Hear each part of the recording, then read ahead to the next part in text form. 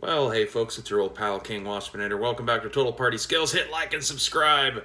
So, since I brought it up the other day, I felt I would talk a bit more about my experience running the D&D Essentials kit, since that ended up being the longest 5th edition campaign I had run, prior to the Great Change in 2020. It was kind of weird. I picked it up just kind of to check it out, and since I knew I had a couple coworkers who were interested in trying out D&D, the very next day I decided to just go ahead and see if I can get them, interested in playing, and just went ahead and jumped in and ran it without only giving it the most kind of cursory read through. Now, the primary adventure module that's found in the Essentials kit is the Dragon of Ice Spire Peak. In many ways, it's kind of janky. There's no real coherent central plot thread.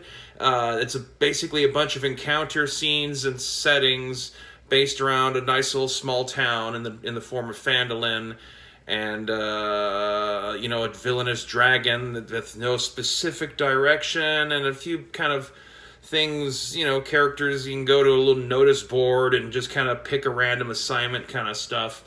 I chose one of the later, higher level encounters to be kind of the central hook that they were all going to the town of Phandalin for.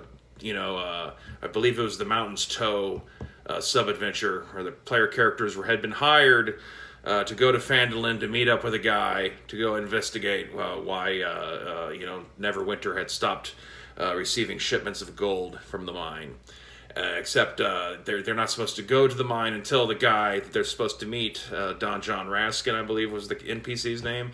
They're not supposed to go up there until he gets there to meet them at the hotel, and since he's not there when they first arrive in town, use that as an excuse for them to go kind of pick one of the smaller, first level initial encounters and run off and go do it and waste a little time and earn some XP. The thing I discovered is that the way a lot of these encounters are designed, they're taking a collection of 4 or so roughly brand new first level characters and tossing them at challenge rating 3 creatures. Which if you got enough characters, including also the fact that the kit was one of the things that started to introduce the concept of sidekick characters into D&D.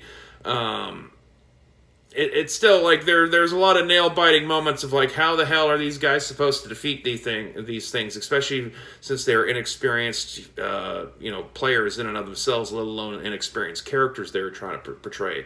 Somehow they managed to survive, though, and as after the first session or so went along, kind of start to feel out exactly, how to spin plots out of these little encounters that they're going on, and started bringing in some other material to kind of help better explain exactly, like what the fuck they're doing there, and what's the motivating force behind all this kind of stuff.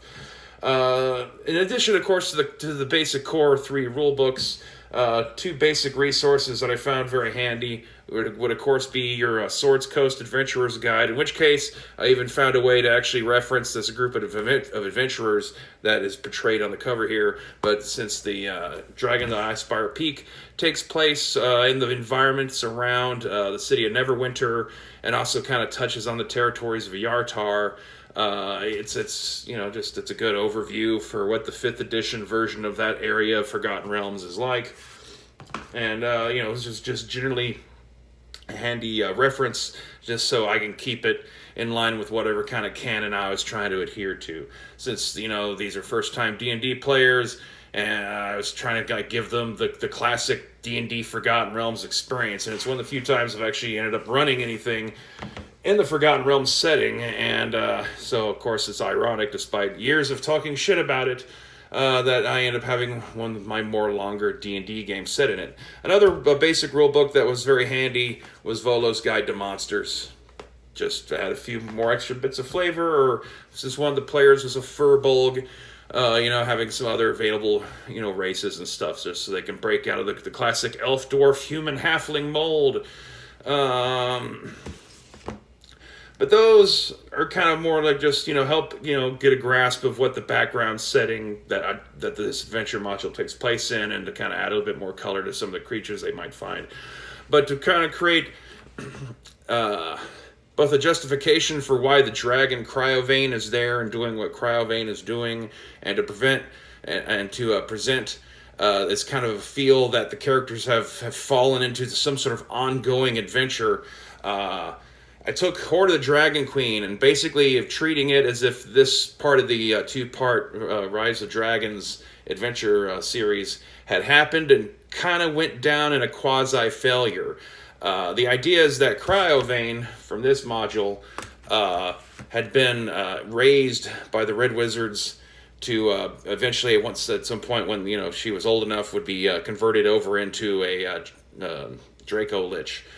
And she managed to escape and interfered with the whole adventure to take down the flying castle and the little flying mountain asteroid thing, and causing that to crash, which killed these adventurers who were on that mission, and Cryovane managed to escape somehow with the treasure, and that's why Cryovane is now up at the top of Icespire Peak. That's why the orcs that were up there have been driven down in the lowlands, and a bunch of other kind of stuff ensues. Eventually, as things went on, I ended up having, since dragons are smart creatures, and Cryovane began to notice that the player characters were kind of interfering in local affairs and all that kind of stuff. Cryovane approached them themselves with the offer to help her out, because her real goal was to find some sort of way to escape into another dimension, but bring her treasure and stuff with her,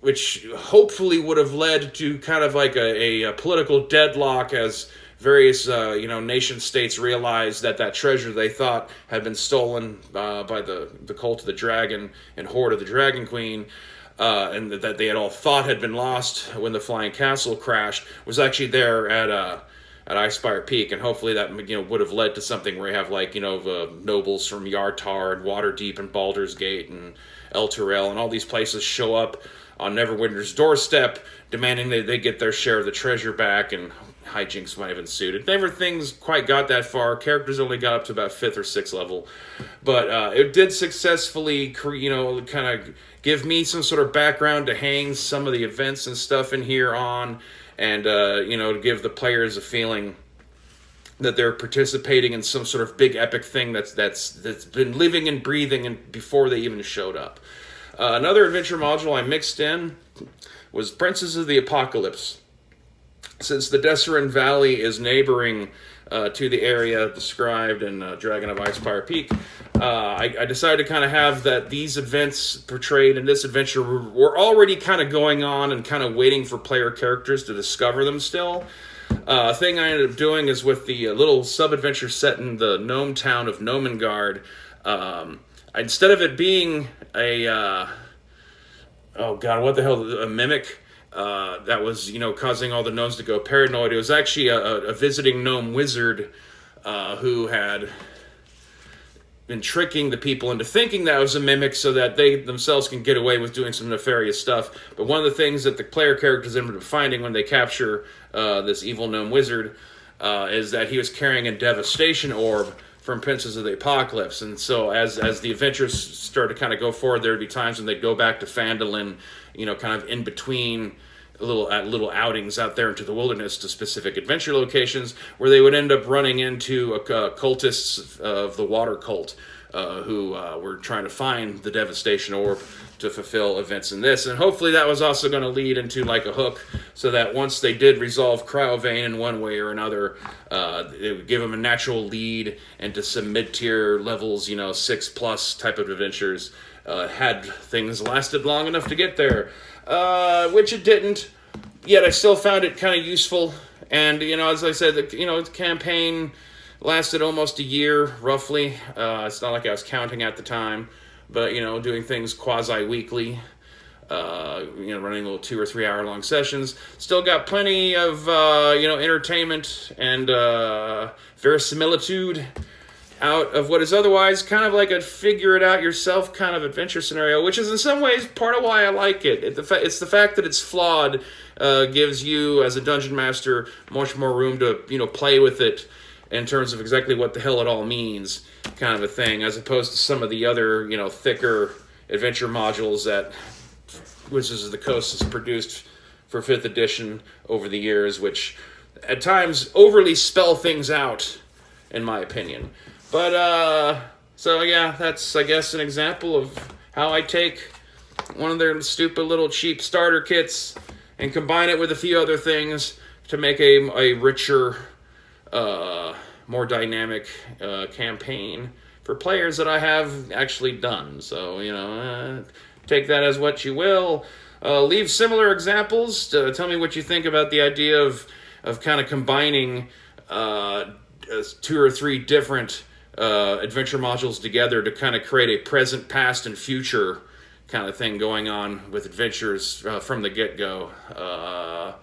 And leave them in the comments below. Hit buttons, ring bells, do all the shit. Check out Total Party Skills on Drive-Thru RPG and buy something. And until next time, Waspination.